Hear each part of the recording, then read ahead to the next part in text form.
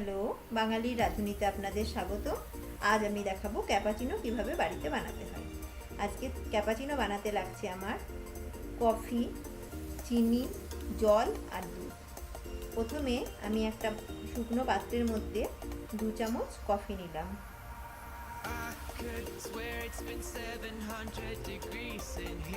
আর 4 চামচ চিনি নিলাম।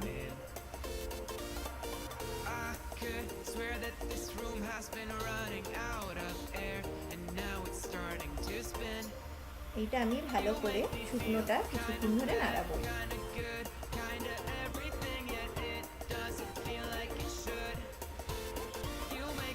এবারে ওর মধ্যে হালকা করে জল দেব, জল দিয়ে আবার নাড়াতে থাকবো।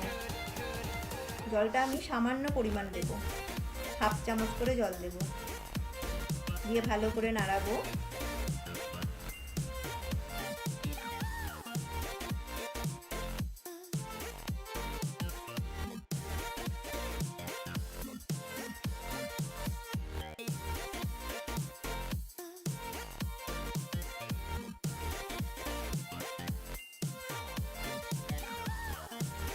এটা নাড়াতে নাড়াতে কালারটা ঠিক সাদা টাইপের হয়ে আসবে,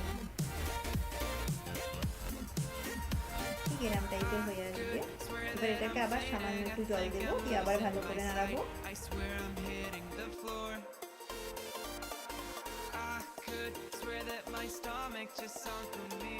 নাড়াতেই থাকবো এরকম ভাবে, বেশ সুন্দর হয়ে আসবে, সাদাই হয়ে এসছে দেখেন। প্রায় আমার রেডি হয়ে গেছে।